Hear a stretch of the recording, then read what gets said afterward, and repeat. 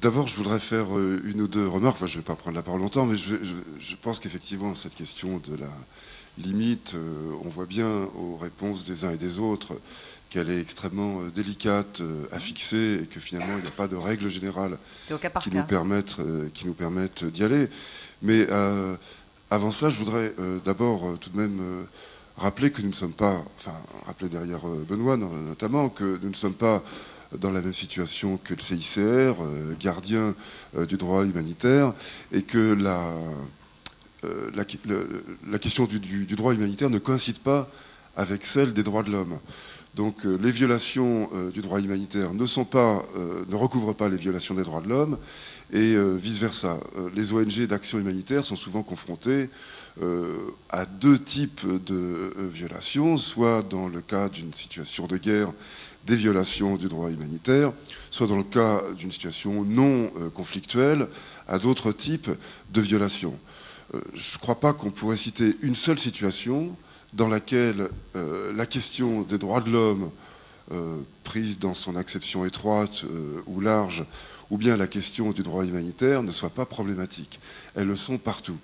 Donc il est évident, c'est un premier constat, qu'on ne peut pas passer son temps à dénoncer.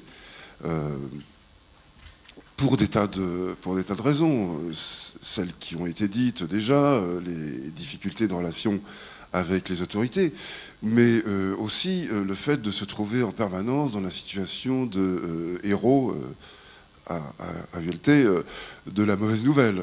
Ça va mal ici, ça va mal là, on tue, on enferme, on torture, on bombarde. C'est pas possible de passer son temps à annoncer cela, bien que ce soit quand même assez largement la réalité quotidienne des organisations.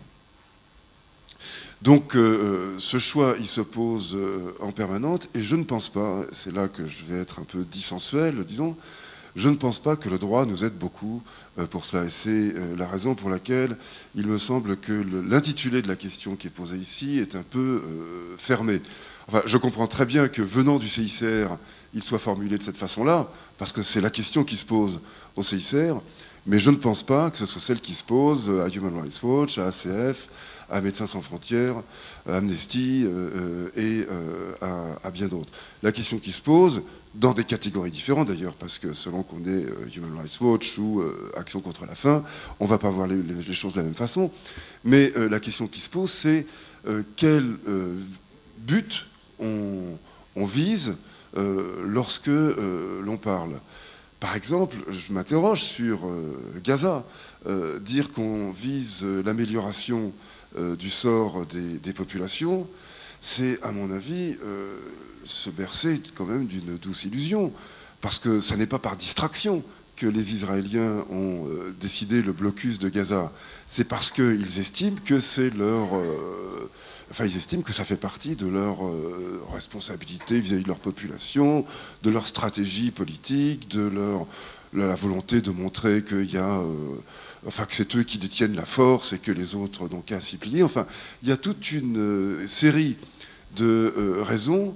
Et venir à rappeler aux Israéliens qu'ils violent le droit humanitaire, c'est finalement s'exposer à avoir en face de soi des avocats qui vont expliquer que Gaza est une entité hostile, qu'en tant qu'entité hostile, en tant qu'ayant affaire à une entité hostile, les Israéliens ont droit à un certain nombre de choses. Bref, c'est entrer dans une querelle d'avocats qui me semble, une querelle d'avocats, une querelle de juristes, qui me paraît, pardonnez-moi, madame, mais en l'occurrence, bien loin des réalités. Ce à quoi je veux en venir, c'est que nous sommes assez peu renseignés, même si ça n'est pas négligeable, c'est loin de représenter l'ensemble du problème, nous sommes assez peu renseignés par ce que nous dit le droit, car la violation est la règle et le respect l'exception.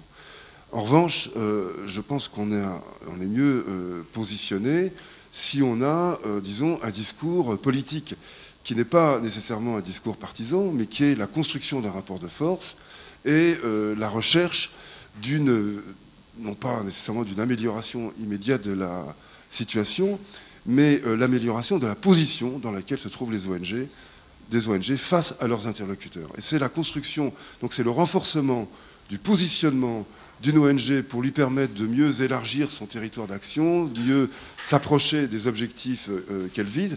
C'est cela, me semble-t-il, qui représente la visée essentielle des prises de position publiques, et non pas, ou sauf de très rares exceptions, la défense des victimes.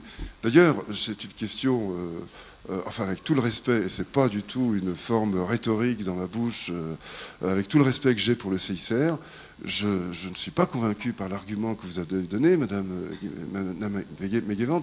Lorsque le CICR parle, c'est parce qu'il estime qu'il est en situation d'échec, avez-vous dit.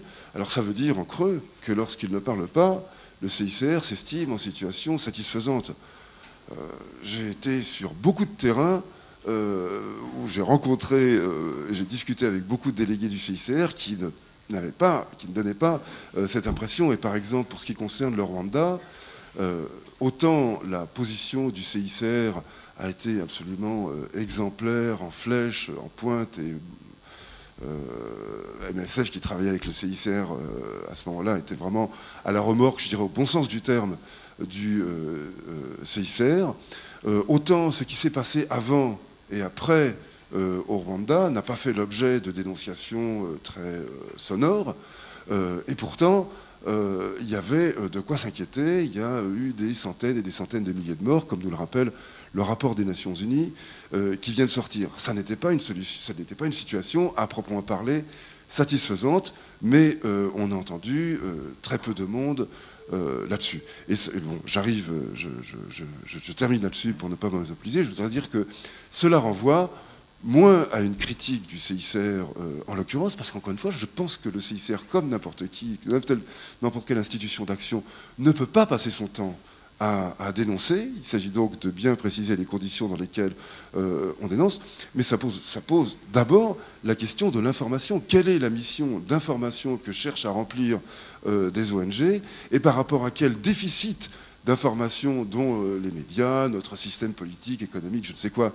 se rendraient coupables, par rapport à quel déficit d'informations donc sommes-nous en train de nous positionner? C'est finalement ce creux d'information, cette absence de renseignements, de détails, enfin de récits sur ce qui se passait dans l'ensemble de l'Afrique des Grands Lacs, qu'on voit tantôt les Nations Unies, tantôt des ONG faire un travail qu'au fond, RFI, Le Monde, la BBC sont censés faire, parce que c'est d'abord des renseignements sur la marche du monde et non pas sur les violations du droit humanitaire ou des droits de l'homme.